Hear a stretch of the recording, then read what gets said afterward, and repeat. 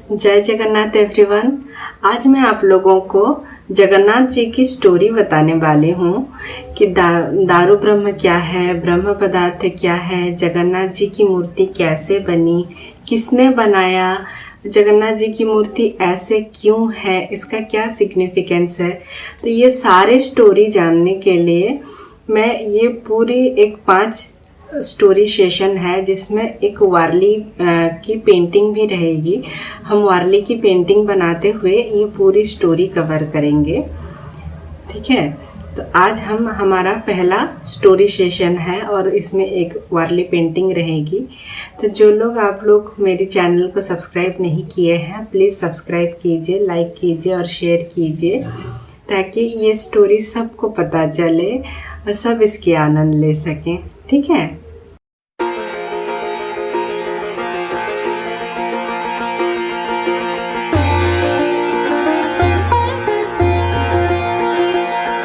तो कहानी शुरू होती है कुरुक्षेत्र के युद्ध से। जब युद्ध खत्म हो गई और दुर्योधन अपनी मृत्यु सज्जा पे थे, उसके मृत्यु से एक दिन पहले भगवान श्री कृष्ण गांधारी से मिलने गए। दुखी और शोकाकुल गांधारी को लगा कि भगवान श्री कृष्ण अगर चाहते तो युद्ध टाल सकते थे, परंतु उन्होंने ऐसा नहीं किया और संपूर्ण कुरुवंश की जानबूझ के नाश कर दिए। इसीलिए पुत्र शोक में मर्माहत गांधारी श्री कृष्ण को श्राप दिए, जैसे तुमने समस्त कुरुवंश की नाश किया वैसे ही एक दिन संपूर्ण यदुवंश की भी नाश हो जाएगी। कृष्ण मन ही मन ये जानते और चाहते भी थे, इसीलिए वे गांधारी को तथास्तु बोल वहां से चले गए। इस घटना के 36 वर्ष बाद पूरी यदुवंश अपनी ही मद और अहंकार से चूर एक दूसरे के खून के प्यासे हो गए। सभी आपस में ही लड़ने और एक दूसरे को मारने लगे। इसी लड़ाई में श्री कृष्ण के सारे पुत्र मृत्यु को प्राप्त हुए।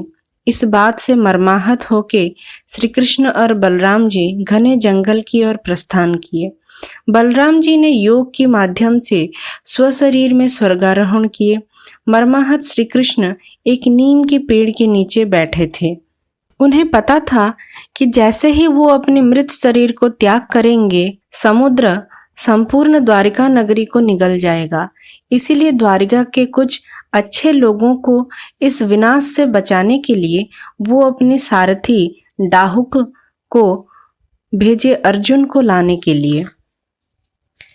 उसी समय जारा नामक एक सवर एक हिरन के पीछे भागते हुए उस घने जंगल में आ पहुंचा। वो हिरन घने जंगल के अंदर चला गया। तभी जारा को झाड़ियों के बीच हिरन के कान दिखाई दिया और उसने हिरन को लक्ष्य करके एक तीर चलाई। जारा तुरंत हिरन के पास पहुंचा, पर उसने वहां जो देखा उसके आंखें धरी की धरी रह गई।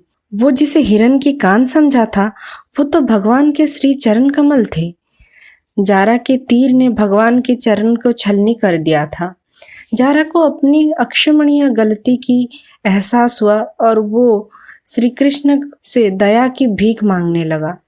तब श्री कृष्ण ने जारा को आश्वासना देते हुए कहा, हे जारा, इसमें तुम्हारी कोई गलती नहीं।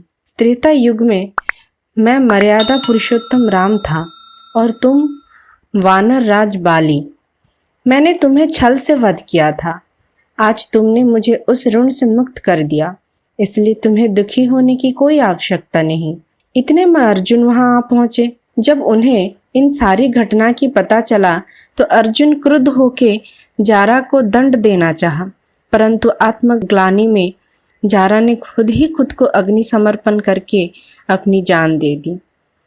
अब अर्जुन मर्माहत होके अपनी सखा के पार्थिव शरीर के दाह संस्कार करने चले गए। जब उन्होंने श्री कृष्ण के शरीर के दाह संस्कार किए, शरीर तो जल गई, परंतु ये क्या, अग्नि श्री कृष्ण के हृदय को जला ना पाई। काफी कोशिशों के बाद भी जब श्री कृष्ण की हृदय नहीं जला, तभी अर्जुन ने देखा कि श्री कृष्ण की हृदय एक नीलमणि में परिवर्तित हो गई और उसमें से आंखें चौंधियाने वाली ऊर्जा निकलती रही, जिससे अर्जुन की आंखें बंद हो रही थी।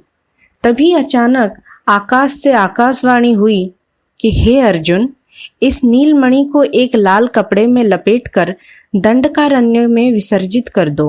और आदेश को मानते हुए अर्जुन ने वही किया। वक्त बीता और कलयुग की आगमन हुई।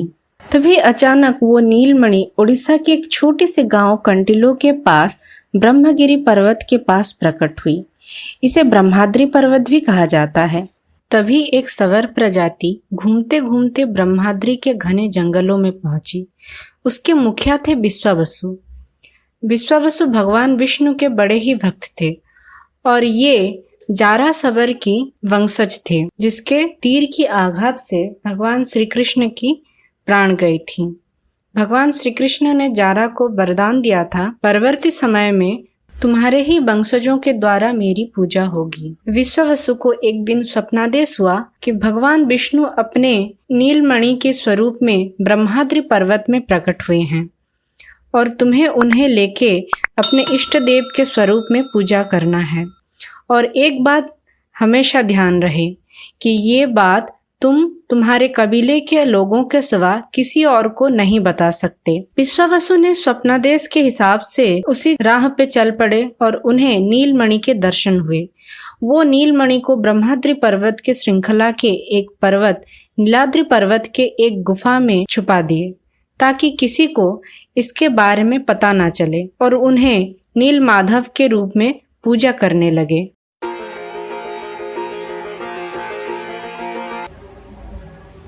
तो आज की स्टोरी यहीं पे ख़त्म करते हैं। मिलते हैं अगले स्टोरी के साथ, इसकी नेक्स्ट पार्ट के साथ। इसके बाद क्या हुआ जानने के लिए मिलते हैं नेक्स्ट सेशन में। तब तक अगर आपको आज की स्टोरी सेशन आपको अच्छा लगा तो नेक्स्ट पार्ट जानने के लिए प्लीज़ मेरे चैनल को शेयर कीजिए, सब्सक्राइब कीजिए और इसे लाइक करिए। और आपको ये कैसा लगा प्लीज़ मुझे कमेंट सेक्शन में जाके बताइए। अगर आपकी स्टोरी इससे डाइवर्स करती है तो भी वो मुझे बताइए। अगर आपको कोई एक्स्ट्रा नॉलेज है, एक्स्ट्रा इन्फॉर्मेशन है तो भी वो मुझे बताइए कमेंट सेक्शन में। मैं सारे कमेंट पढ़ूंगी। Thank you.